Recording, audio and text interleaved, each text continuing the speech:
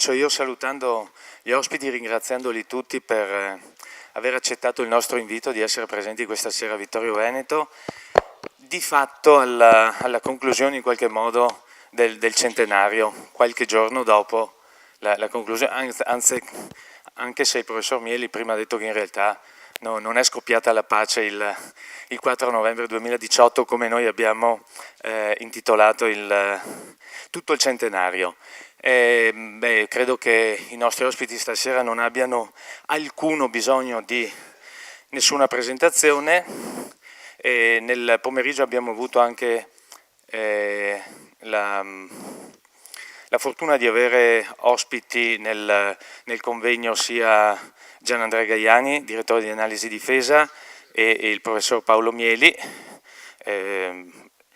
Questa sera abbiamo anche la senatrice Pinotti, già ministro della difesa, e il trevigiano, quasi concittadino Maurizio Sacconi, che oltre a essere stato sottosegretario ministro eccetera, è stato anche, se non ricordo male, membro dell'International Labour Organization. Quindi abbiamo 4 profili diversi che potranno sicuramente declinare il tema di questa sera in maniera brillante. Grazie e buona serata a tutti.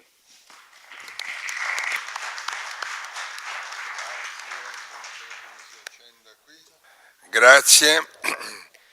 Come lei ricordava, signor Sindaco, abbiamo chiuso queste manifestazioni dei 100 anni dalla Grande Guerra, ricordando, anzi l'ho chiusa io, ricordando come alla fine della Prima Guerra Mondiale non scoppiò la pace, anzi fu un periodo non poco tormentato per l'Europa in molti paesi. Lo riassumo per gli onorevoli Pinotti e Sacconi che non erano presenti, o forse Sacconi era già arrivato ma non me lo ricordo.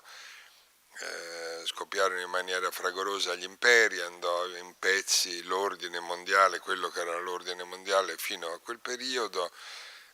Le ripercussioni nella caduta, nel crollo dell'impero russo, della guerra civile russa e del crollo dell'impero ottomano, addirittura quelle conseguenze della fragorosa disfatta dell'impero ottomano sono ancora visibili oggi, nel senso che i conflitti che si aprirono fra il 18 e il 22 e 23, sono conflitti che non si sono mai chiusi. In più, oltre a questi conflitti, la Prima Guerra Mondiale, parere unanime degli storici, ne innescò una seconda, la Seconda Guerra Mondiale, talché oggi molti di noi considerano la Grande Guerra del Novecento quasi come un unicum, una guerra molto sanguinosa, quella del 14 e 18, poi delle guerre altrettanto sanguinose fra il 18 e il 39 e poi una seconda guerra mondiale, quella fra il 39 e il 45, dopo la quale invece un periodo di pace assoluta non c'è mai stata nella storia dell'umanità, ma un periodo di equilibrio relativamente pacifico c'è stato. Insomma, l'Europa, noi non conosciamo guerre da 70 anni, l'Europa tutta, se non nei Balcani, alcune cose che voi ben sapete. Il tema di questo approfondimento supplementare è, e comincio subito mettendo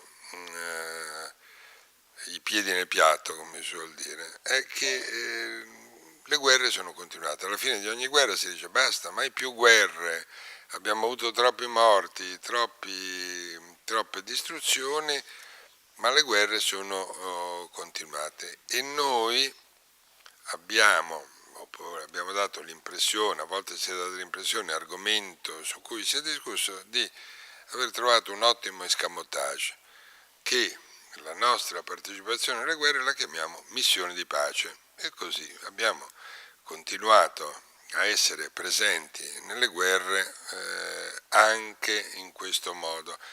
e anche le missioni di pace si sono trasformate in qualcosa di infinito, e al di là del successo o dell'insuccesso che tali missioni abbiano avuto.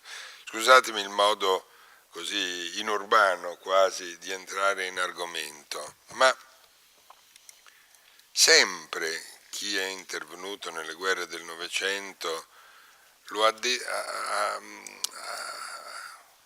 si è proposto di ottenere la pace, cioè, pensava di intervenire in guerra, e tra l'altro tutti pensavano che le guerre, sia nella prima che nella seconda guerra mondiale, sarebbero state guerre brevissime, dicendo guarda, noi interveniamo, rimettiamo le cose in ordine e poi otterremo una pace, e quella pace sarà duratura perché sarà la nostra vittoria, la vittoria del bene contro le forze del male.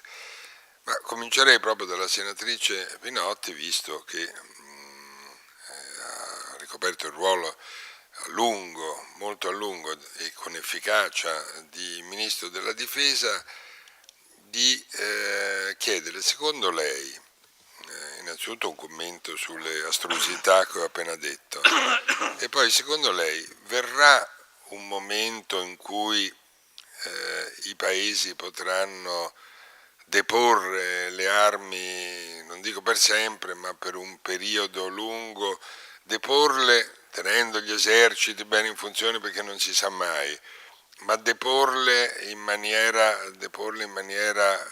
che almeno nelle aspirazioni è definitiva?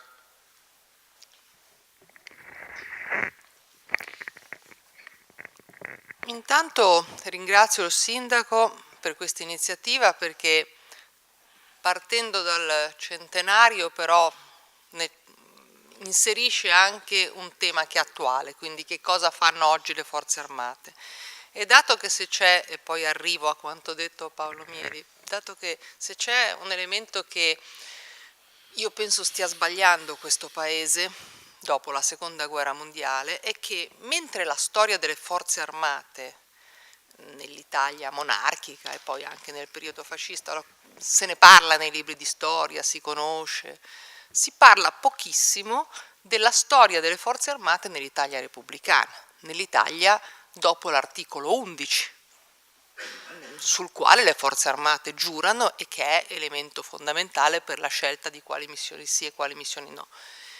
Lo dico perché secondo me è un pezzo di cultura, dato che le forze armate sono importanti, sono un pezzo importante del nostro paese, e anche l'evoluzione delle forze armate nella storia repubblicana è un pezzo importante del cambiamento del nostro paese, credo che sia così un po' un elemento che caratterizza il problema dell'Italia, che non si fa mai la storia recente, si parla sempre si parla, giustamente nel centenario ne parli, però di quello che poi hanno fatto non solo dopo la prima guerra mondiale ma anche dopo la seconda se ne parla molto poco.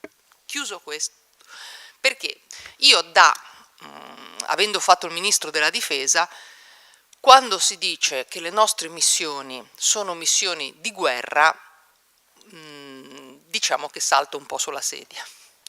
Io non le ho mai chiamate missioni di pace, perché credo che non ci debba essere ipocrisia. Se si mandano i militari, io le ho sempre chiamate missioni militari internazionali.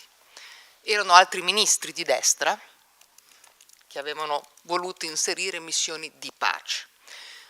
L'obiettivo finale è la stabilizzazione e la pace, ma mi sembrava un po' ipocrita perché no, la russa. Mi pare che sia la Russia. Stiamo discutendo pubblicamente di quale fu il ministro, mi pare Martino o la Russia. Comunque, però uno del centrodestra. Non io.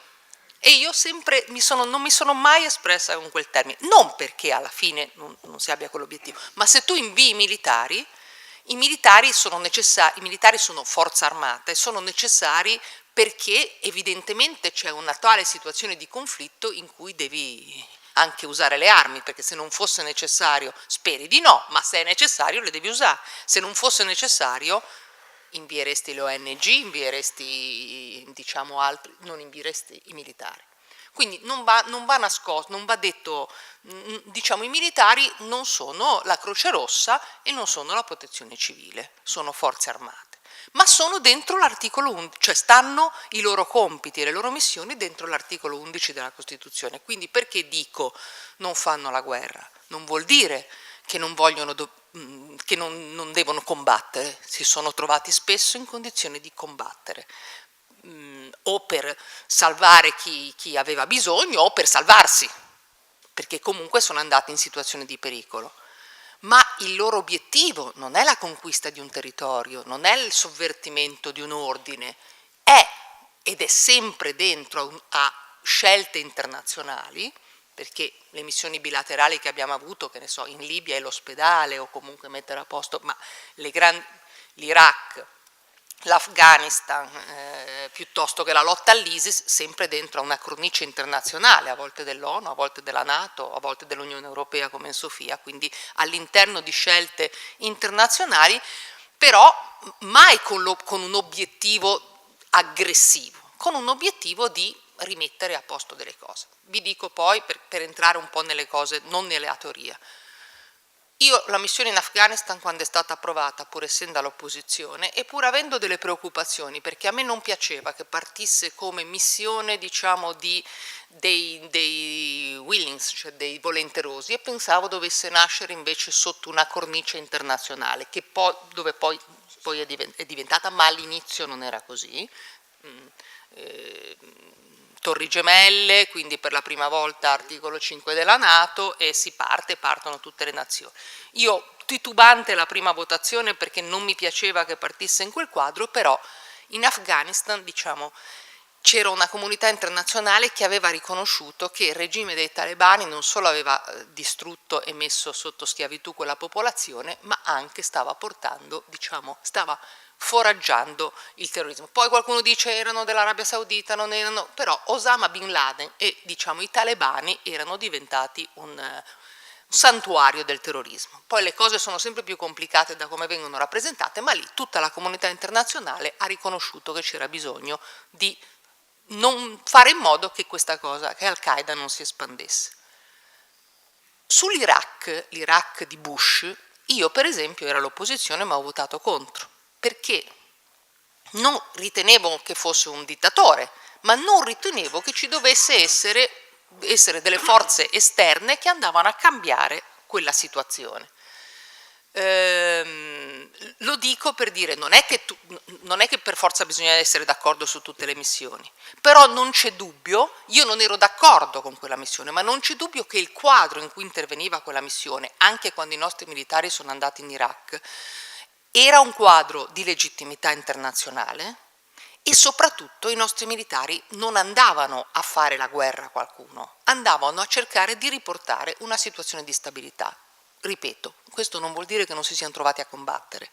Allora, su questa cosa penso che sia importante fare una distinzione. Quindi le missioni, non è la differenza se una missione è di peacekeeping o no, diciamo, deve derivare molto da quali sono le motivazioni. Ci sarà il momento in cui non avremo più bisogno delle armi. Io mi sono trovata a varare una missione che è stata quella più importante in questi anni e che rivarerei anche domani mattina se rifossimo nelle stesse condizioni, che è quella contro l'ISIS. Nel momento in cui l'ISIS si impadronisce di un pezzo importante di Siria e di Iraq e non solo fanno quello che fanno, le Yazida, le bambine, la cosa incredibile, ma può diventare la centrale terroristica che galvanizza, alimenta e fomenta tutto quello che è il terrorismo internazionale, io dico lì dobbiamo fermare. E non è un problema. Lo faccio perché l'Iraq ne ha bisogno, ma lo faccio anche perché ne ha bisogno il mio paese. E questo è l'altro elemento. È importante nelle missioni internazionali tenere insieme quello che è una solidarietà internazionale anche con una parte di interesse nazionale, cioè di quello che serve all'Italia per sentirsi più sicura. E l'Iraq e la Siria sono vicini all'Italia, al Mediterraneo, e avere lì una situazione di centrale terroristica, stato terroristico che emana, ovviamente era un grande pericolo non solo per quel paese, ma certamente anche per l'Italia stessa. Grazie alla senatrice Pinotti. Dico subito che ho trovato molto convincenti le sue argomentazioni, per parte mia, non credo interessa a nessuno, ma Io sono stato favorevole a tutte le missioni a cui ha partecipato l'Italia in questi anni, anche quelle contro cui la senatrice Pinotti ha votato contro. Mi sono sempre sembrate sul momento opportune, giustificate, insomma trovo che abbiano un filo conduttore. Quindi, convinto e persuaso dai suoi argomenti, figuriamoci, i talebani, l'ISIS, e mi rivolgo a Maurizio Sacconi, la domanda che mi ponevo è una domanda più generale, nel senso che se ci mettiamo lì a discutere ogni volta se sia opportuno o non opportuno, come vede, come lei stessa ci ha raccontato, dei motivi per intervenire li si trova. Ma la domanda, dicevo, è più complessiva, è quando poi non si interviene, è la distinzione fra le volte in cui si interviene e le volte in cui non si interviene, le considerazioni, non nel suo caso di opportunità, quando lo decide una maggioranza di centrodestra si è più liberi di votare contro, quando, o viceversa, il centrodestra quando lo decide il centrosinistra si può votare anche in quel caso contro, raramente, mi sembra forse solo nel caso della missione in Afghanistan i due schieramenti hanno votato insieme. Missioni in Afghanistan, tutte le altre missioni, Libano, eccetera. L'unico in cui c'è stato un dissenso è stato l'Iraq. Il primo Iraq, il secondo Iraq. Il tema, scusate, lo ripeto per la terza volta, più complessiva è, vedete, si entra in un ordine di valutazione che può anche portare a scelte tutte opportune, ma è chiaro che una volta entrati in quella dimensione non se ne uscirà mai, cioè non ci sarà mai un momento in cui diremo va bene, da questo momento in poi stop.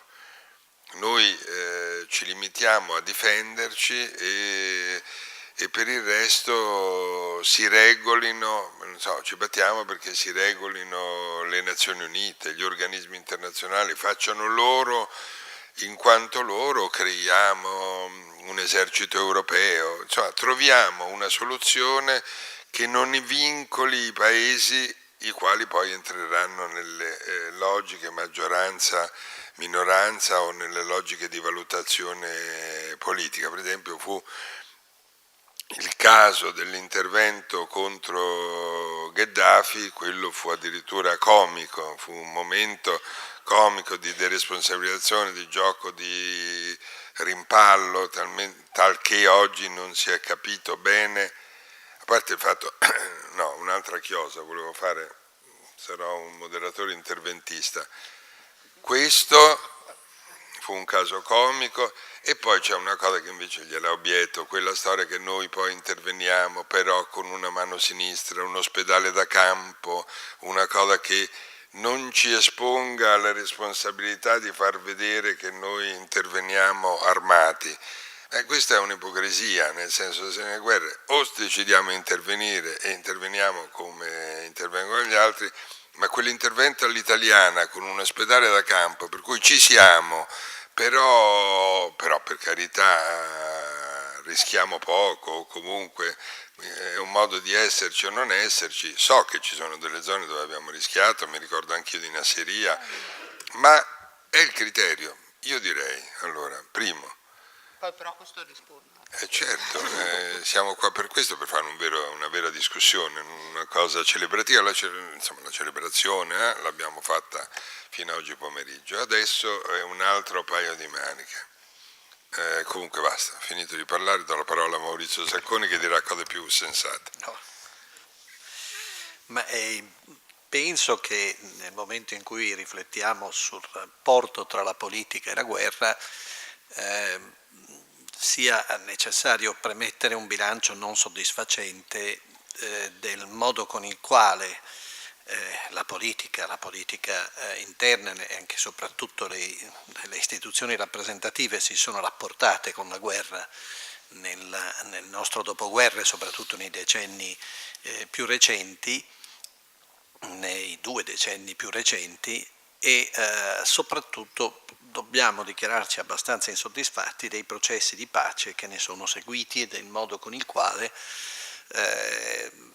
siamo come paesi impegnati, riusciti o non riusciti, io dico prevalentemente non riusciti a costruire istituzioni solide e processi tendenzialmente irreversibili di pace e di coesione in quelle comunità.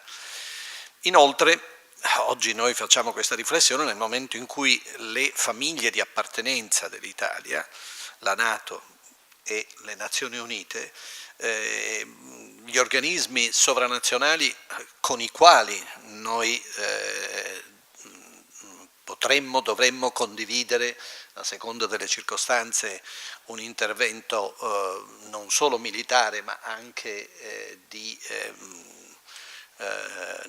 cioè non solo bellico ma anche di organizzazione della pace, sono in questo momento messe in discussione perché il principale paese fondatore della Nato quantomeno richiama a una responsabilità propria diretta i paesi europei, in certa misura proprio nello scacchiere europeo la Nato è in sofferenza se pensiamo alla vicenda tuttora aperta dell'Ucraina e ad altri problemi nell'area diciamo di confine con una grande Russia che non poteva non risvegliarsi, che è stato sciocco immaginare rimanesse nello stato di ebbrezza di Yeltsin.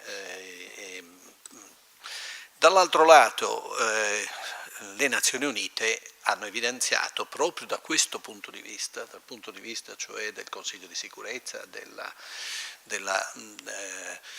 loro missione di pace, tutti i loro limiti. Io ho lavorato in questo sistema in un ambito che difendo di più dell'Organizzazione delle Nazioni Unite, cioè l'ambito di alcune agenzie specializzate, una delle quali l'Organizzazione Internazionale del Lavoro, della quale sono stato funzionario, nasce proprio con il Trattato di Versailles, cioè nasce a conclusione della Prima Guerra Mondiale, quando alcuni illuminati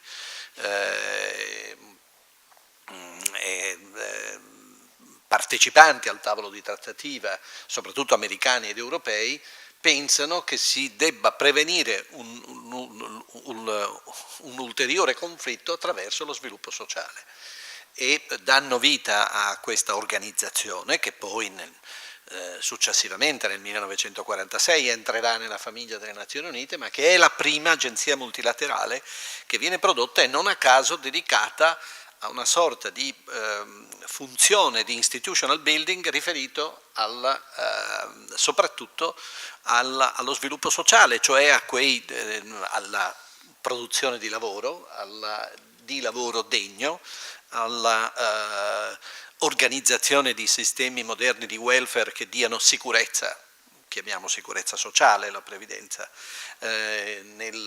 proprio perché le comunità si riconoscano nella nuova dimensione post-bellica e ne riconoscano l'utilità, la positività, la funzionalità, i loro bisogni primari. Ma l'Organizzazione delle Nazioni Unite è mancata in molti appuntamenti ed ha dimostrato, anche con il gioco dei veti, tutta la sua inefficacia. Allora credo che si debba ripensare in questo sistema multipolare, come si devono ridefinire quelle organizzazioni sovranazionali che sono figlie del tempo bipolare e che manifestano tutta la loro fragilità in conseguenza del cambiamento. Io credo che quindi sia giusto discutere nella dimensione interna, ma discutere con riferimento soprattutto alla dimensione sovranazionale, la dimensione sovranazionale che vogliamo, a quella a cui vogliamo concorrere, che il tema della guerra e della pace devono essere discussi senza infingimenti, senza ipocrisie. Io ero nel sistema Nazioni Unite quando ci fu la sporca guerra del Kosovo, io l'ho sempre chiamata così, perché è di oggi la notizia che ci sarebbe la volontà di costruire un esercito nel Kosovo, che è come qualcuno ha detto, devo dire i russi, è una provocazione per molti aspetti, ma soprattutto, giusto perché ce lo ricordiamo a proposito, la guerra del Kosovo è una guerra che probabilmente è stata scientemente costruita prendendo dei tagliagole, fingendo di farli diventare un esercito indipendentista e guarda un po' alla fine di quella guerra, nel corso della quale c'è un disastro umanitario, e un disastro umanitario che era ampiamente prevedibile, perché a un certo punto furono ritirati gli osservatori, furono commessi degli errori plateali da questo punto di vista, sembra quasi con cinica determinazione, ma alla fine quello che è accaduto è che è stata costruita una grande base militare sotterranea che presidiasse il confine con le repubbliche, cioè con i paesi produttori di petrolio, o comunque detentori di risorse energetiche. E l'Italia ha partecipato a questa guerra attraverso la strana formazione di un governo al quale hanno partecipato perfino parlamentari dall'MSI alla sinistra, a tutta la sinistra, un governo nel quale ha svolto un grande ruolo il presidente Cossiga, le cui relazioni internazionali erano ben note, e non c'è mai stata una decisione parlamentare circa il nostro ingresso in guerra, perché noi siamo entrati in guerra, noi abbiamo svolto funzioni belliche, ma il Parlamento non è mai stato discusso, come nel 1915, insomma, 14 e 15, quando tu descrivi nel tuo libro sulle origini del nostro caos, descrivi quel momento caotico in cui l'Italia entrò malamente nel primo conflitto mondiale senza una trasparente senza trasparenti decisioni. Questo quindi ho ricordato il Kosovo perché è una guerra dimenticata, che un po' la cronaca rischia di ricordarcela proprio oggi, ma che è testimonianza di quello che non si dovrebbe fare, cioè della tanta ipocrisia che c'è stata in quella vicenda. Ed è stata un'ipocrisia molto occidentale, per capirci. Molto occidentale. Grazie a Maurizio Sacconi. Vi aiuto, visto che qui è una chiacchierata con franchezza, a decodificare anche la parte che può essere rimasta coperta nell'intervento di Maurizio Sacconi. Come entrammo noi nella guerra del Kosovo? La sinistra resisteva a questa, non la gradiva, pensava fosse una guerra artata per i motivi che ricordava adesso Maurizio Sacconi. Fortunatamente, non so se usare questo avverbio, cadde il governo Prodi per altri motivi e Cossiga mise a disposizione un drappello di parlamentari per l'onorevole D'Alema, il quale conquistò la presidenza del Consiglio. Non si comprava ancora. Non si comprava, all'epoca non veniva indagata da un giudice e in cambio di questa conquista diede la propria approvazione alla guerra del Kosovo, salvo, vorrei ricordarti un dettaglio, proporre subito dopo un corridoio umanitario, una pacificazione. Queste, lo dico al ministro Pinotti, sono quelle ipocrisie di movimento che portano un tema altissimo come la guerra a delle considerazioni che poi con la guerra hanno poco a che fare. E io torno a dire, non sarebbe il caso di procedere, almeno in sede di elaborazione, a qualcosa che ci possa allontanare dal fatto che decisioni così importanti siano prese su contingenze così poco importanti.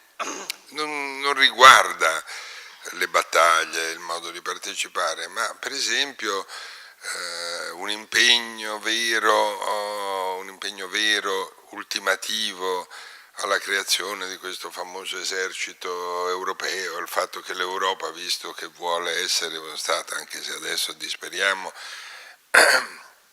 abbia un esercito, il che significa una politica per guidare questo esercito, oppure queste sono sciocchezze, utopie, non cose che ci servono solo a farci perdere tempo e non serviranno mai? La parola a te, grazie. Grazie Paolo. Sì, ma qui mi conoscono, già la terza volta che vengo e mi fa molto piacere essere qui anche oggi. Sì, grazie. Sono emersi molti stimoli. Io credo che non ci siano, cioè, parlare di esercito europeo è una bella frase, forze armate europee, poi insomma non parliamo sempre solo dell'esercito, ma poi per fare che cosa e agli ordini di chi? Perché poi non è che l'Europa abbia, cioè, parliamoci chiaro, l'Europa non riesce a mettersi d'accordo, mi fate fare una battuta, neanche sul diametro dei piselli, non si riesce a mettere d'accordo su cose un po' più serie come la politica migratoria. L'ultima volta che abbiamo partecipato a un conflitto sciagurato come quello del Kosovo, secondo me, quello della Libia nel 2011, ognuno perseguiva i suoi interessi, alcuni paesi europei hanno partecipato con interessi personali, nazionali, pensiamo alla Francia e alla Gran Bretagna, l'Italia è stata costretta a partecipare, qualcuno dice, e penso che sia vero, tradendo un accordo che avevamo con la Libia, però è anche vero il contrario, che se non avessimo aderito a quella missione NATO, tra i target prioritari messi nella lista dei bersagli dei francesi c'era il nostro terminal di Melita, quello del gas dell'Eni in Libia, quindi se non fossimo intervenuti avremmo subito sicuramente la distruzione delle nostre installazioni del gas che sono strategiche in Tripolitania. Il Kosovo è un'altra guerra combattuta, sì, un'altra guerra sporca, ma le guerre, io credo che le guerre debbano essere sporche, perché sennò sarebbero una cosa bella, si chiamerebbero briscola, non so, torneo di 3-7. Nelle guerre si devono fare le porcherie, anche per giustificarle, ma l'importante è capire se le facciamo per difendere i nostri interessi o se le facciamo le porcherie per difendere gli interessi di qualche nostro grande alleato, di qualche altro paese, di qualche sponsor. Se un governo viene cambiato al volo perché è una decisione nata dal Parlamento, beh insomma ci può stare, se viene spinta qualche grande ambasciata a Roma forse un po' meno perché vuol dire che stiamo lavorando per gli interessi di qualcun altro. La guerra in Libia non ha fatto i nostri interessi, ce ne siamo accorti in questi anni. La guerra in Kosovo non ha fatto i nostri interessi, ha favorito la penetrazione islamista nei Balcani. Poi abbiamo scoperto che dal Kosovo, dalla Bosnia, centinaia di volontari sono andati a combattere contro l'ISIS e altri li abbiamo in giro per l'Europa, a combattere sotto le bandiere dell'ISIS in Siria e in Iraq, e altri ne abbiamo in giro per l'Europa pronti a minacciarci. Allora la guerra deve essere una scelta probabilmente definitiva, una scelta ultimativa, l'estrema ratio di un paese, ma deve essere probabilmente una scelta fatta, io credo necessariamente, per difendere i nostri interessi nazionali. Le guerre che abbiamo combattuto negli ultimi anni erano guerre, chiamandole un po' di pace. Io prima mi riferivo al ministro Martino perché nel 2003 ebbi un vivace e interessante scambio di battute con lui sulle pagine del Foglio, perché varando la missione italiana in Iraq, no, ma magari tutti e due abbiamo due ricordi diversi ovviamente, e lui diceva la missione che andiamo a fare in Iraq e in Siria è di pace e umanitaria, perché il nostro obiettivo ultimo è la pace, è perseguire la pace. Ma dico, guardi che anche le bombe atomiche di Nagasaki e Hiroshima avevano l'obiettivo di portare alla pace. Anzi, paradossalmente, benché noi con quelle due azioni militari nucleari consideriamo l'avvio da quel momento di una fase del terrore nucleare nel mondo, in realtà hanno salvato un sacco di vite. Con 250.000 morti civili giapponesi in quella città si è fermata una guerra che se no sarebbe dovuta continuare nelle stime degli americani fino alla conquista dell'ultimo centimetro di territorio giapponese, perché i giapponesi non si sarebbero arresi. Le stime parlavano di almeno 8 milioni di giapponesi che sarebbero morti in un'invasione americana e 1 milione di americani uccisi. Quindi Hiroshima e Nagasaki sono operazioni di pace? Vogliamo dirlo? Allora, è ardua. Allora, il problema non è che tutte le guerre sono fatte per portare la pace, la Pax britannica, la Pax romana prima, la Pax americana oggi. Beh, insomma, se l'Italia le fa, facciamole per portare la Pax italiana, almeno in quel raggio d'azione che noi vogliamo avere, che noi chiamiamo Mediterraneo allargato. E adesso dico una cosa che vi farà ridere tutti. L'Italia è una grande potenza. Siamo Non ride nessuno, è andata bene. ecco, no, potete ridere. Siamo nel G7, siamo tra le grandi potenze del mondo, magari non ne siamo consapevoli del tutto, siamo tra i primi 15 paesi per spesa militare nel mondo. Magari non la mostriamo, non la impieghiamo come potremmo, come fanno altri. Però siamo un paese che ha la necessità di comportarsi in base al suo rango e quindi di perseguire i suoi interessi, anche attraverso l'uso delle armi, anche attraverso l'uso della forza. Le valutazioni che sono state fatte sulla guerra in Afghanistan sono per tutti i paesi europei, valgono queste valutazioni, esclusa forse la Gran Bretagna, è che noi abbiamo tutti partecipato perché dovevamo pagare l'obolo agli americani, i quali si sono chiesti nel 2008, anzi nel 2011, il segretario della difesa disse ma insomma gli europei hanno 2 milioni di uomini in armi e non riescono a mandare in Afghanistan più di 27.000 fra tutta l'Europa.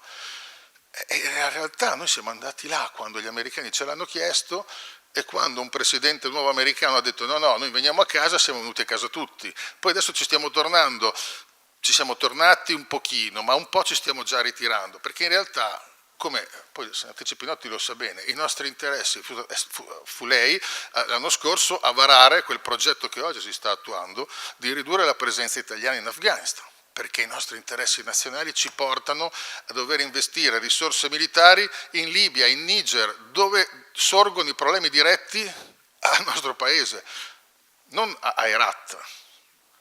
Fatto salvo il fatto che la guerra al terrorismo è un problema che deve riguardare tutti e guarda caso da quando l'ISIS non esiste più o quasi più in Iraq e Siria, comunque ha perso la dimensione di Stato, perché il vero salto di qualità che ha fatto l'ISIS rispetto ad Al-Qaeda è quello di assumere la vera forza di uno Stato, un territorio grande quanto la Gran Bretagna, con province, regioni, amministrazione scolastica, libri di testo dell'ISIS, un'amministrazione politica, addirittura la riscossione delle tasse. Da quando questo Stato non esiste più e l'ISIS è tornato alla forma insurrezionale primaria, quella della guerriglia, delle azioni a sorpresa, guarda caso il rapporto presentato l'altro giorno, il Global Index sul terrorismo, dice che nel 2017 le azioni terroristiche in tutto il mondo sono calate di quasi il 30%, in Europa del 75%, quindi vuol dire che quella guerra, alla quale, come ricordavo nel convegno di oggi pomeriggio, noi abbiamo partecipato senza lanciare una sola bomba e potremmo forse aver fatto bene, perché forse uno dei motivi per cui ancora per ora non ci hanno tirato bombe in casa nostra. A quella guerra bisognava partecipare, era negli interessi nazionali farlo. A tante altre abbiamo partecipato per dovere d'alleanza. Allora qui si apre un interrogativo e concludo. Possiamo fidarci dei nostri alleati? Perché sul Kosovo, se mi consentite un paragone ardito, è successa una cosa come se il Veneto avesse proclamato l'indipendenza, da Roma avessero mandato le truppe e la NATO fosse intervenuta a difendere il Veneto. Perché in termini di diritto internazionale l'indipendenza del Kosovo è un'aberrazione, che però abbiamo accettato, forse come il golpe in Ucraina, perché poi c'è qualcuno che ci vuole tirare dentro i conflitti. Erdogan che abbatte un aereo russo 3 anni fa, sperava che la NATO gli andasse dietro aiutandolo a vincere in Siria cacciando i russi. La NATO non aveva nessuna voglia di fare la guerra ai russi, come soprattutto l'Europa non ha nessuna voglia di fare la guerra ai russi, per fortuna, come non ce l'ha adesso per andare dietro a Poroshenko che in Ucraina ha fatto una provocazione sapendo che i russi sarebbero stati molto duri nel controllare quello stretto di Kerch. Insomma, dobbiamo stare attenti perché le esche ci sono, ma chiederci sempre prioritariamente questo conflitto, al di là delle valutazioni morali, è chiaro che le guerre sono brutte e non piacciono a nessuno, soprattutto a chi poi le deve fare e che veste l'uniforme, ma chiederci se questa guerra è nei nostri interessi nazionali non è un esercizio di cinismo, è una necessità sempre più crescente, perché i nostri alleati in realtà sono spesso i nostri stessi competitor, sono quelli che, rivali, chiamateli come volete, quelli che non sono poi così dispiaciuti se un conflitto scatenato da loro porta dei guai a casa nostra. La Libia ce lo insegna. Poi io resto dell'idea, parlando della Francia, e concludo veramente, che noi francesi dovremmo trovare un accordo perché abbiamo gli stessi problemi, loro ne hanno molti più di noi in questo momento e se riuscissimo a lavorare insieme forse la Libia la potremmo stabilizzare davvero, forse anche l'intero Sahel. ma se non riusciamo a lavorare insieme noi e i francesi, possiamo riuscire a farlo con tutti gli europei messi insieme? Grazie, anche tu hai detto parole di grande buonsenso, solo che io mi domandavo mentre ti ascoltavo, ma chi decide quali sono i nostri interessi nazionali? Nel senso che lì è il problema. C'è una maggioranza per cui gli interessi nazionali sono di un tipo, una maggioranza per cui sono di un altro, adesso abbiamo il tripolarismo, ci può essere anche una terza maggioranza per cui sono di un altro ancora, e come si fa che se poi ci sono le elezioni anticipate ogni 2 anni cambiamo gli interessi nazionali? Il problema è di trovare un bandolo di questa matassa. È ovvio che stasera usciremo da qua senza aver detto una parola definitiva, almeno io non mi aspetto che venga detta una parola definitiva su questo tema, ma cerchiamo di rappresentare le contraddizioni che abbiamo avuto per tutto il secolo dopo la Prima Guerra Mondiale e ancora a sorpresa dopo la Seconda Guerra Mondiale, perché dopo la Prima Guerra Mondiale eravamo consapevoli di avere quelle contraddizioni. Dopo la Seconda Guerra Mondiale in realtà per un lungo periodo abbiamo sperato che anche per i disastri combinati dalla Prima Guerra Mondiale un passo avanti l'avremmo fatto e in qualche modo forse l'abbiamo anche fatto. Allora adesso nel ridare la parola alla senatrice Pinotti, una considerazione vorrei fare. Una è che ciò che ci ha comunque salvato, per cui ne possiamo parlare pacificamente una sera, è stato il comportamento delle forze armate italiane che ovunque mandate, devo dire, hanno fatto fare al nostro paese una figura davvero strepitosa e inimmaginabile non in positivo, non perché uno si aspettasse di meno, però perché hanno dato una prova sempre riconosciuta, omaggiata, insomma, se uno va in giro per il mondo, viaggia in posti dove sono stati i nostri militari e sente dei giudizi che non sempre si hanno per le forze armate in altro paese. Quindi questo ci ha salvato da diventare imputati politici di chi ragiona su questi termini.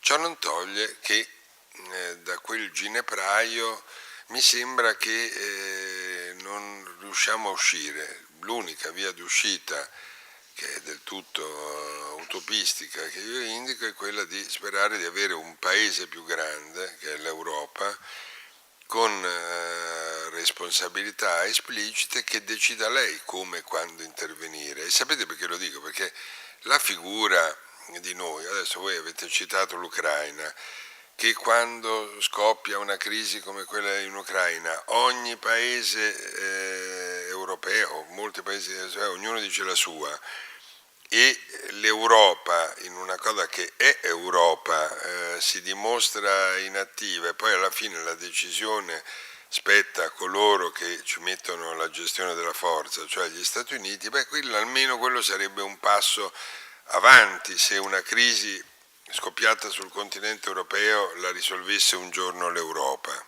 Ma insomma forse, e intanto do la parola alla senatrice Pinotti, che è meglio. No, questo mi è più vicino. In realtà esiste un interesse nazionale che non dipende dallo schieramento politico che sta governando in quel momento. Anzi, devo dire, nella storia d'Italia, nei passaggi che ci sono stati fra formazioni politiche diverse, i temi in particolare di politica estera, tutti i grandi paesi fanno così, ma di politica estera e di difesa hanno avuto una continuità. Un paese serio fa così e l'Italia finora ha fatto così. In questo momento in realtà si stanno dando segnali sull'Europa o rispetto alla Russia che non sono completamente in linea con quella che è la storia, diciamo, del posizionamento dell'Italia, che è sempre stata europeista e convintamente comunque all'interno della NATO alleata degli Stati Uniti e non filo russa, diciamo. L'Italia è sempre stata così. Oggi si danno segnali, ma sono segnali politici, perché le missioni internazionali che verranno approvate in Parlamento sono quelle che ho portato io, non c'è una variazione che sia una, nonostante io avessi sentito i peggiori improperi da parte dei 5 Stelle, che ne so, sulla missione in Afghanistan. Mi avevano detto, diciamo, alla qualunque qualsiasi cosa. Anzi, è stato professato dal ministro Trenta che forse non si può neanche fare la diminuzione che io avevo previsto, neanche degli F-35, ma vabbè, questa fa parte delle cose, ma qua stavamo parlando di cose più importanti. Allora, io quindi non è vero che non ci siano gli interessi dell'Italia, e quando noi abbiamo lavorato al libro bianco, che comunque ad oggi è quello che orienta come si muovono le forze armate, è un lavoro che abbiamo fatto insieme al Ministero della Difesa, cioè, come dire, è stato un lavoro fatto dalla Difesa ma anche con gli esteri, cioè si è ragionato, e che l'Italia sia una media potenza che ha come riferimenti l'Europa, la NATO, l'ONU, e che deve pensare in particolare al Mediterraneo, cioè è una cosa che è scritta lì, ma che diceva Andreotti, che diciamo stanno anche dicendo oggi, quindi ci sono delle questioni, l'interesse nazionale, così come noi non abbiamo mai spinto a eliminare la solidarietà con l'Europa o col legame transatlantico rispetto alla Russia, ma siamo sempre stati quel paese che, io l'ho fatto, che alla NATO diceva attenzione, smettiamo di alzare i toni con la Russia perché comunque non possiamo ritornare a fare la guerra alla Russia. Oggi i toni politici sono diversi, ma questo governo ha mantenuto le sanzioni alla Russia, ricordiamo, cioè c'è una propaganda e poi ci sono degli atti, perché uscire fuori dalla NATO, dall'Unione Europea, insomma si può proclamare sui giornali italiani, poi è un po' più complicato se diciamo, quindi gli atti ad oggi su politica estera e di difesa non modifica ad oggi, le parole politiche sì, gli atti no. Detto questo, io sono convinta che appunto un grande paese non debba avere differenziazioni, tanto che per me, ad esempio, lo ricordo bene, il voto contrario alla missione in Iraq non era legato al fatto che lo proponesse il governo Berlusconi, era legato a due fatti. L'Europa era spaccata e io pensavo sbagliato spaccare l'Europa su una cosa che riguardava, diciamo, un territorio molto vicino a se stessa, era spaccata nettamente in due. Secondo, io temevo, diciamo, che un intervento potesse poi provocare un tale malcontento. Non è che avevo già immaginato l'ISIS, non ero così brava e così intelligente, però si è gestito così male il dopo Saddam Hussein che tutte l'intelligenza, diciamo, che aveva sostenuto Saddam Hussein al governo è diventata quella che ha, perché l'ISIS è stato molto strategico nel suo modo di muoversi, ma dove li hanno presi questi capaci di fare strategia? Li hanno presi dalle forze armate precedenti, quindi non c'era motivazione di partigianeria politica, cioè lo propone un governo di segno opposto e quindi c'era una diciamo, valutazione complessiva, e ad oggi io mi sentirei diciamo, di confermare quello che avevo votato. Detto ciò, la missione in Iraq è stata una missione perfetta dal punto di vista del comportamento dei nostri militari, cioè questa è una valutazione politica, il modo di e qui veniamo, umanitario, non umanitario, i nostri militari possono raccontare meno, perché in Italia c'è un po' poco cultura della difesa, ma i nostri militari fanno esattamente, non come fanno gli altri, io dico nella stragrande maggioranza dei casi meglio di come fanno gli altri. Se devono a volte andare con una mano dietro è per le timidezze della politica. Io, per esempio, ritengo che quando partecipi a una missione non dovresti, diciamo, dare limitazioni. Se tu, che ne so, guerra, missione in Siria, situazione confusa, ci sono i cosiddetti ribelli, ma rimane, diciamo, il regime precedente di Damasco, cosa succede? Allora lì l'Italia ha deciso, e l'aveva deciso ancora il governo precedente, non ci andiamo, perché non è chiaro, cioè la situazione è talmente caotica che è difficile capire, cioè l'intervento militare come? A favore dei ribelli, contro il regime, cioè In Iraq, dove contro l'ISIS non c'erano dubbi che l'ISIS fossero i cattivi, diciamo, era un po' problematico non dire che non potevano, e io non avrei messo nessuna limitazione a quello che era l'intervento italiano. Poi ovviamente uno deve fare i conti col fatto che esiste una realtà plurale, si devono fare discussioni politiche. Questo perché penso sia ma non è così, poi viene raccontato. I nostri militari, quando parliamo, e io lo dico spesso col fatto che i nostri sono grandissimi professionisti, ma lo sono perché sono molto bravi a fare il loro mestiere, cioè sono proprio bravi come militari, cioè nella militarità, ma sono anche estremamente umani. Cosa vuol dire?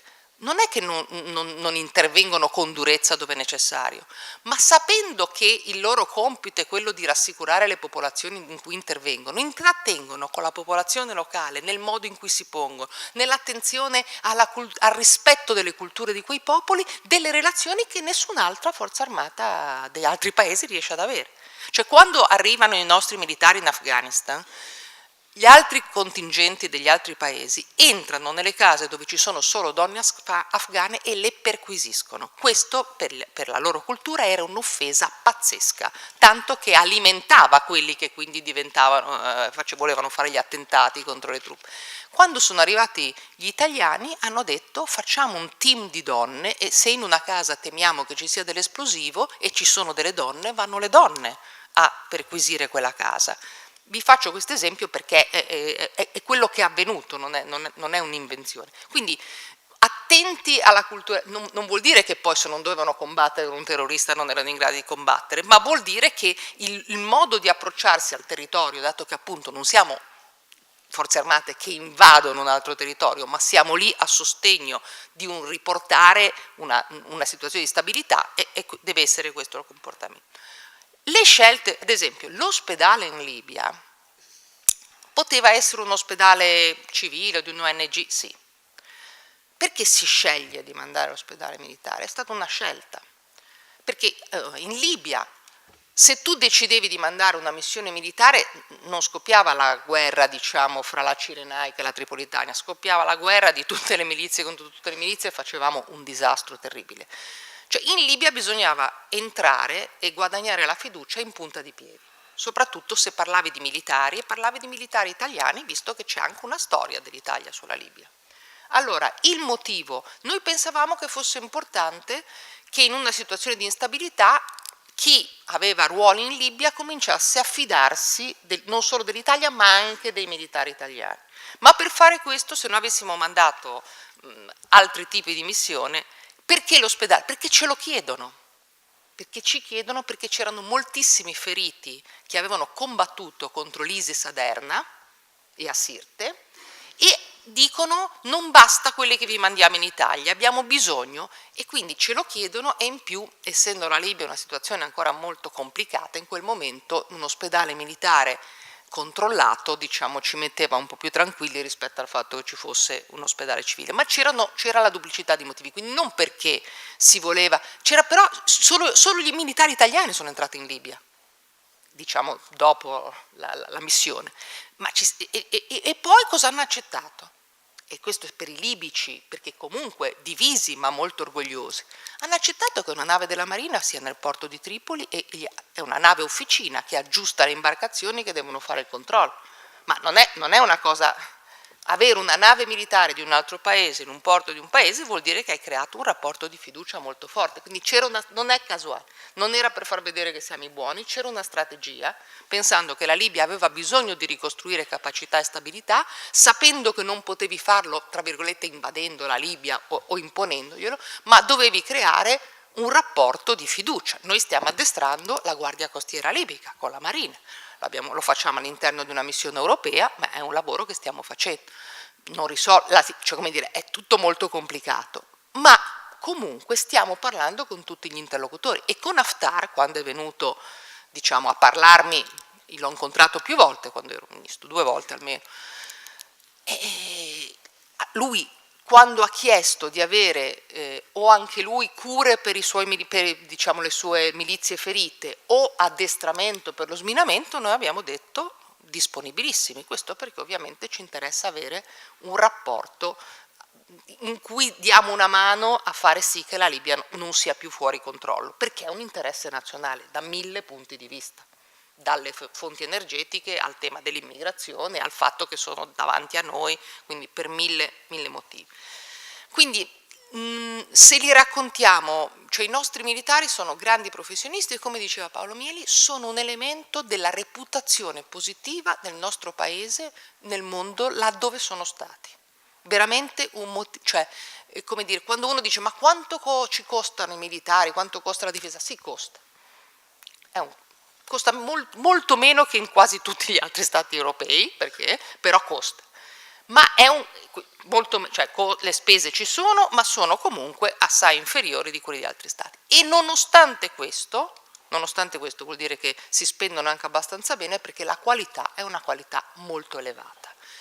E sono motivo di reputazione, e lo sono perché sono grandi professionisti, sono affidabili, quando vanno in missione non vanno in giro a ubriacarsi, cioè, come dire, hanno anche un comportamento che il segretario di Stato americano ha definito etico dal punto di vista del comportamento, che fa sì che poi non è che qualche errore può sempre succedere, ma complessivamente io dico ho avuto degli esempi veramente di cui andare orgogliosi. Fine missione e Europa. Quando è finita una missione? Complicato. Si è citato il Kosovo, è vero, c'è tutto il tema di quanto rispondiamo sempre sì agli americani. Io devo dirvi la verità, non posso negare che l'influenza americana sia un'influenza che è stata e che continua a essere importante. Però vi devo anche dire, nella mia esperienza, che io ho detto dei no e ho detto dei sì, ma ho detto anche una serie di no, di cui non vi dico solo questo, non vi dico quali e come, perché fanno parte di quelle cose che non si devono raccontare. Da oggi in poi ti tortureremo sempre. Dici quali sono i no che hai detto, a ogni convegno ti perseguirò. Non ci sono mai andata con la testa ripiegata al confronto, con rispetto, sapendo che è un alleato molto importante e potente, che non ha nessun senso, diciamo, rompere questa alleanza, ma anche mettendo i puntini sulle i su una serie di cose, cioè dove doveva decidere l'Italia, decideva l'Italia. Quindi anche questa rappresentazione di un'Italia sempre prona. Anche sulla questione dei Balcani io non c'ero, però certamente c'è anche questa componente. Il racconto che è stato fatto ha sicuramente degli elementi di verità. Ricordo che c'era stato anche il massacro di Srebrenica e non c'è dubbio che è stata una guerra, cioè come dire un conflitto combattuto quello. Quando io sono andata all'incontro col ministro della difesa in Serbia, davanti c'era il ministero della difesa. Davanti al Ministero della Difesa c'è un palazzo bombardato e ritengo che, diciamo, siano stati allora poteva sicuramente essere stata anche l'aeronautica italiana, e dico ma come mai lo tenete così? A ricordo di quello che è successo, quindi da questo punto di vista, diciamo, la cosa è stata, anche se con tutte le difficoltà e le lentezze, oggi si cita ancora questo problema del Kosovo, è giusto, però i Balcani in molti paesi hanno trovato una strada, alcuni stanno entrando nella NATO, nell'Unione Europea, cioè rispetto a una situazione di conflitto. Ci è voluto tantissimo tempo, perché a rompere ci metti pochissimo, a ricucire ci metti moltissimo tempo. Può essere l'Europa? Allora, io ho lavorato assiduamente al progetto di costruzione di una difesa europea. Difesa e non solo esercito, perché giusto sono tutte le forze armate, ma si dice esercito perché in qualche modo è evocativo, non lo sintetizziamo. Però il tema vero, cioè l'idea che poi ci sarà sempre, finché siamo così, la decisione delle nazioni sarà sempre fondamentale, anche se noi decidessimo di abrogare tutte le forze armate nazionali e di farne solo una con tutti i contingenti nazionali europea, ma se per dire al contingente italiano che è dentro un esercito dell'Europa vai o no, ci deve essere una decisione del Parlamento italiano. Su questo sono d'accordo con Sacconi, le decisioni vanno prese in Parlamento. Io ho promosso la legge sulle missioni internazionali proprio perché ci fosse una legge, non soltanto una risoluzione, quindi un livello primario di decisione. Allora, senza un cambio completo in cui non esistono più gli stati nazionali, si rimescola tutto, c'è l'Europa che decide, allora quella cosa, così come un po' la raccontava Mieli, non si può fare. Cioè ancora oggi, anche se ci fosse, se io decidessi le uniformi diventano tutte uguali, ma la parte degli italiani che fanno parte di quella cosa, se andranno in missione o no, lo decide sempre l'Italia, lo decide il Parlamento italiano, e finché così è giusto, non esiste una cosa che può sostituire qui. Allora, non si può lavorare comunque perché si possa arrivare a questo, sì, però devi farlo con step successivi. E oggi tanto oggi gli step successivi sono non distruggere quello che hai, ma mettere insieme e integrare e far sì che ci sia una politica estera, perché per sapere la difesa si muove se sa che deve fare, qual è l'obiettivo. Quindi l'ancora più importante, cioè insieme è molto importante perché esista un senso di una difesa europea e che ci sia effettivamente una politica estera europea.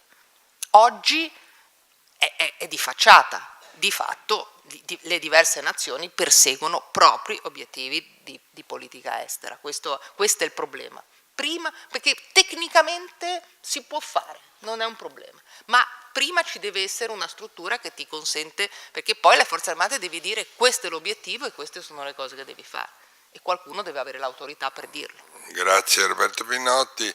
Beh sì, effettivamente la mia ipotesi forse non era neanche suggestiva, ma è quella di far coesistere i due paesi, di fare delle forze armate come si è fatto della moneta. Prima metterle in comune e poi certo c'è un'autorità monetaria per ogni singolo paese e poi già averla messa in comune, aver fatto le forze armate europee che avranno poi il loro governatore della Banca d'Italia in Italia, insomma continueranno a essere come per la moneta, però perché se no non si parte mai. Se si aspetta di avere una politica estera, un Presidente del Consiglio europeo, una cosa, stiamo ancora ad Adamo ed Eva. Però le tue obiezioni sono sicuramente obiezioni sensate e capisco che l'intenzione del tuo discorso era di farlo, non di non farlo. Maurizio Zocconi. Credo che richiamandoci alla dimensione europea tu abbia sottolineato il punto, il nodo centrale del rapporto fra la politica e la guerra, cioè è evidente che una nazione non europea non affronta con inesorabile difficoltà il suo rapporto con le situazioni di conflitto nel momento in cui le grandi comunità della NATO e la più evanescente dimensione delle Nazioni Unite hanno rivelato i limiti che conosciamo, anche se il nostro legame atlantico non può che rimanere solido, seppure destinato a definirsi su basi diverse. Ma il tema fondamentale rimane quello dell'Europa. Prima me non era venuto di citarla perché non è esistita mai, non conosciamo il numero di telefono dell'esercito europeo ovviamente, ma implicitamente potrebbe valere ancora la battuta di Kissinger sull'Europa nel suo insieme, nel momento in cui alla moneta non abbiamo saputo accompagnare la evoluzione dei poteri riferiti alla spada e alla feluca, perché moneta, spada e feluca stanno insieme inesorabilmente e la fragilità del processo europeo fermatosi sulla moneta è evidente. Il problema è quello di fare un passo avanti rispetto al percorso sin qui realizzato e anche alcuni passi indietro, cioè penso a processi di evoluzione riferiti a grandi contenuti di governo come appunto che riassumevo nella spada e nella feluca, che simus stabunt ragionevolmente, perché come avere un esercito comune significa avere anche una vera diplomazia comune e dall'altra parte processi invece di devoluzione verso i singoli stati, processi di devoluzione rispetto cioè a competenze minori, che non tipicamente a quelle che spesso diventano motivo per ridicolizzare la dimensione europea. Io credo che mi auguro che anche il prossimo voto europeo faccia determini una fase ricostituente.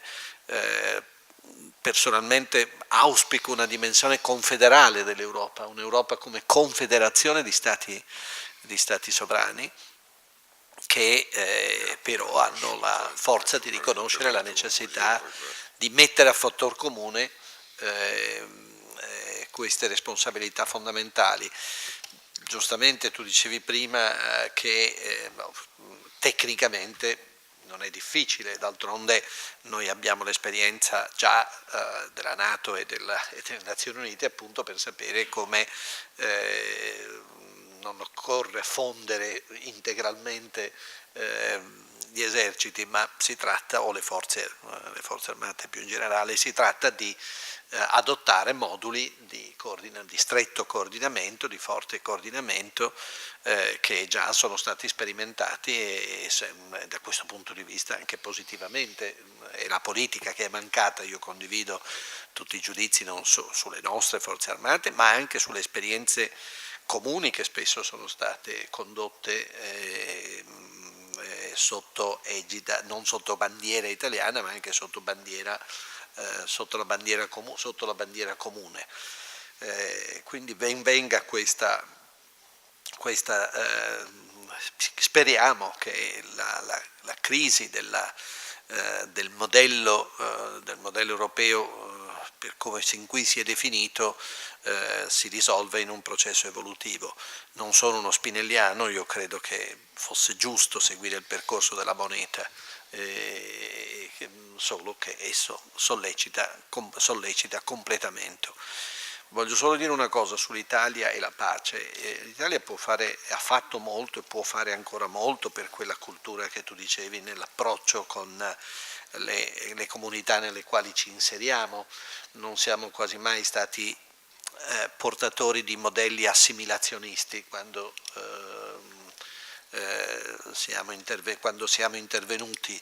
Non siamo prigionieri dell'idea di esportare la democrazia secondo modelli occidentali. Siamo tendenzialmente più attenti alla gradualità dei percorsi. Non siamo stati, per fortuna, mai così ingenui da confondere i fratelli musulmani e la loro primavera, che so io, con la primavera dei Garofani del Portogallo. Cioè non siamo mai stati così idioti noi, per fortuna, no? A proposito dei parenti oltreoceano. Mi si diceva che in quei giorni, tra parentesi, al Cairo l'ambasciatore americano girasse molto volteggiante per i viali, mentre vi posso garantire che non lo farebbe mai nel Lungotevere, che lo porta dalla residenza verso i principali palazzi romani. Ma tale fu l'ingenuità di quella fase dei nostri alti. Noi Scusa, parole cortesi, stai parlando della presidenza Obama, eh? Sì, certo, la peggiore nella storia degli Stati Uniti, perché... a mio avviso, insieme a uno che faceva noccioline, ma questa è una mia... No, perché diciamo adesso è sempre meglio mettere qualche puntino sulle i, perché sennò sembra che buttare la palla oltreoceano adesso è facile, allora tutti fummo più prudenti. Però era evidente, come dire, alcuni errori furono evidenti in atto, solo che, come dire, non siamo soli. Questo è sottolineo, volevo dire, a proposito dei processi, e finisco, di institutional building, di costruzione di pace, noi abbiamo fatto molto e possiamo fare ancora molto di più. Hai citato prima l'ospedale. La diplomazia sanitaria è un asset nostro molto importante. Noi possiamo essere ricostruttori, proprio per l'approccio che abbiamo e per alcune capacità e competenze che abbiamo. E perché i limiti che si sono riscontrati sono stati anche proprio quelli del momento successivo alla guerreggiata. E per approcci sbagliati, tu hai citato prima il modo con cui sono stati trattati i baattisti, quello che ha spingendoli ad essere l'ossatura spingendoli, perché non era probabilmente nella loro natura. Noi possiamo, ecco, proprio per questo nostra cultura condivisa, possiamo fare molto. Grazie, avviamoci con te alla conclusione. Sì, grazie Paolo. Ma sì, io sono d'accordo sul fatto che i governi passano, gli interessi nazionali restano. Lo dimostra il fatto che le missioni di questo governo sono le stesse ereditate dal ministro Pinotti, da quelle decise prima, ma anzi io vedo in tanti casi molta continuità tra questo governo e quello precedente, nonostante il clima molto acceso, vivace, anche che si riscontra sia nei palazzi della politica ma anche sui media. E ricordo una missione, quella nel 2006 varata in Libano, l'UNIFIL 2 dal governo Prodi, contestata aspramente dall'opposizione di centrodestra, che voleva chiuderla perché diceva che era a sostegno di Hezbollah. Poi quando vinsero le elezioni loro non solo la portarono avanti, tuttora è in corso, ma il generale che la comandava, il generale Graziano, poi ha fatto una brillante carriera in Italia e ora in Europa, e quindi passano dal gabinetto del ministro La Russa. Quindi voglio dire, la dialettica politica a volte comporta anche degli scontri che poi sono di forma, magari poi nella sostanza c'è continuità, c'è sempre stata, ma è giusto che sia così. Quello che mi lascia un po' perplesso è che torniamo all'inizio, al tuo primo intervento, Paolo. Tu hai parlato delle due guerre mondiali come una guerra unica, una fase unica di sterminio, di conflitto. Beh, però diciamo questo, che quando questa guerra unica che va dal 15 al 45, dal 14 al 45, comincia, l'Europa domina il mondo, con i suoi imperi coloniali, economicamente, militarmente domina il mondo. Alla fine di questa fase, nel 45, l'Europa è distrutta, viene ricostruita a ovest dagli americani col piano Marshall, a est dai sovietici nei paesi che avevano liberato / occupato. Quindi l'Europa si è distrutta da quell'epoca dei due conflitti mondiali. E lui esce a tal punto che quando cerca di ristabilire un minimo di area di influenza, e penso all'intervento anglo-francese a Suez nel 1956, si trova con gli americani che, già alleati dentro la NATO, li ostacolano al punto da mettere le loro navi davanti alle portaerei inglesi e francesi da cui decolavano gli aeroplani che andavano a colpire gli egiziani che volevano nazionalizzare il canale, che avevano nazionalizzato il canale di Suez. Quindi non è che una contrapposizione fra gli interessi europei e quelli del grande azionista della NATO siano recenti, ci sono sempre stati. Non a caso nell'ultima amministrazione, è vero, io sulle critiche all'amministrazione Obama sono d'accordissimo, assolutamente, onorevole Sacconi, soprattutto per una questione, perché ha comportato per ragioni politiche un ritiro dall'Iraq e dall'Afghanistan che si sono rivelati non solo deleteri per gli equilibri di quei paesi, ma che hanno vanificato il sacrificio di qualche migliaio di soldati che erano morti combattendo per riconquistare porzioni di quel territorio, stabilizzandole e affidandole a un governo legittimo, anche se certo non privo di criticità e di elementi anche di contestazione su questo.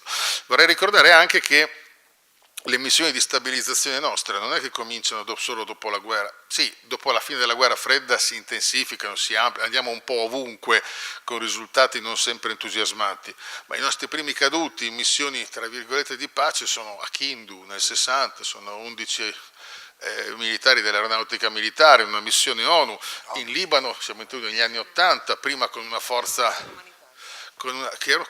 era un intervento di trasporto umanitario all'interno di una missione di intervento militare delle Nazioni Unite, dove si combatteva, i caschi blu combattevano. In Libano siamo andati prima con una forza, una coalition of the willing, allora non si chiamavano ancora così, insieme ai francesi e agli americani, e poi ci siamo tornati con la benedizione dell'ONU. Insomma, noi abbiamo Angioni, esattamente.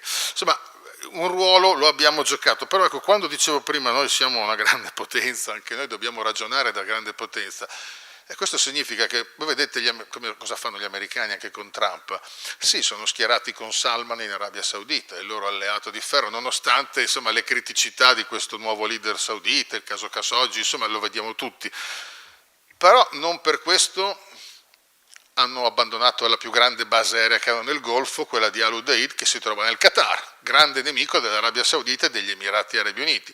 Perché voglio dire, se noi giochiamo su più tavoli, non è che non si può dire facciamo bene, facciamo male, no, è necessario, perché i paesi che hanno un ruolo globale o che aspirano a un ruolo globale o che hanno un ruolo multiregionale, non vogliamo dire globale, cercano di avere rapporti con tutti, che possono essere rapporti commerciali, che possono essere rapporti di forniture militari, che possono essere rapporti economici, energetici, ma noi non dobbiamo per forza sempre schierarci da una parte senza tenere conto degli interessi che abbiamo dall'altra. Per cui anche la politica, siamo alleati degli americani, ma siamo amici dei russi. Lo diceva Renzi, lo diceva Gentiloni, lo dice oggi Conte.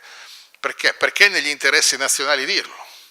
Possiamo prendere altri 10 partiti nuovi, fondarli domani, il cui leader andrà a Palazzo Chigi e dovrà dire la stessa cosa. Perché? Perché gli interessi nazionali restano al di là delle schermaglie dei partiti, al di là dei leader che cambiano e dei partiti che si alternano al governo. Quello che invece mi preoccupa seriamente è il fatto che per ragioni, non solo l'Italia ma in generale l'Europa, abbiamo perso la capacità, e penso anche gli Stati Uniti, l'Occidente, per le ragioni che dicevamo oggi pomeriggio, l'incapacità di sopportare le perdite, cioè l'incapacità sociale, quindi anche politica, di accettare il fatto che svolgere questi ruoli globali o multiregionali, anche in termini di gestione delle crisi, comporta un prezzo da pagare, che è sì in denaro. Le forze armate vanno nutrite di denaro, vanno potenziate, ma che è anche di sangue, di vite. Questa incapacità ci sta rendendo incapaci ci ha tolto la possibilità di gestire nel tempo, in maniera prolungata, una decisione politica, un intervento militare, una crisi. Noi siamo andati in Iraq, siamo andati in Afghanistan, ma nel tempo non abbiamo avuto la capacità di mantenere lo sforzo militare quanto necessario. Gli americani entrarono in Afghanistan e in Iraq dopo l'11 settembre parlando di la necessità di ricostruire questi paesi, di riportarvi la democrazia. Lo avevano già fatto negli anni 40 in Italia, in Germania, in Giappone. Perché ci sono riusciti? Beh, forse perché le culture, almeno tedesca e italiana, erano abbastanza compatibili con quelle comunque occidentali. Il Giappone è una cosa diversa, ma là 2 bombe atomiche avevano un attimo calmato gli animi bollenti, ma soprattutto perché gli americani, 70 anni dopo quella scelta, sono ancora presenti in Italia, in Germania, in Giappone, con basi militari, con influenza politica e commerciale. La pretesa di fare cose del genere, di liberare e portare la democrazia in Iraq e in Afghanistan, e dopo 5 anni venire via, ha vanificato l'obiettivo della missione. Allora io credo che tutto l'Occidente, e l'Italia anche in particolare, abbiamo perso la capacità di fare una scelta militare, bellica, usiamo questo termine, e sostenerla nel tempo. E questo rende di fatto inutile anche assumere quella decisione. E questo, e concludo davvero, è paradossale perché mai come ora, come in questa epoca, l'Occidente ha una forza militare devastante che può surclassare qualunque potenziale avversario in giro per il mondo. È così devastante, ma non abbiamo la capacità politica e sociale di impiegarla, e questo credo che sia il grande limite che galvanizza, fa sentire molto più forti i nostri avversari.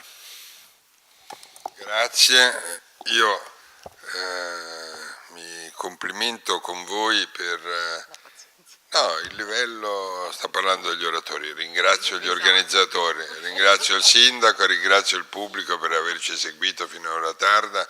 Molti di voi c'erano anche nel pomeriggio e quindi però a me sembra che anche questo supplemento di discussione serale proiettato sul presente e anche sull'avvenire sia stato pieno di spunti interessanti. Ve l'avevo premesso, una parola conclusiva è difficile, è impossibile darla, però sono tante questioni aperte sul tema dei rapporti fra eredità delle grandi guerre, della prima guerra mondiale, delle grandi guerre del Novecento, uso della forza e il rapporto della decisione pubblica, della politica con l'uso di questa forza.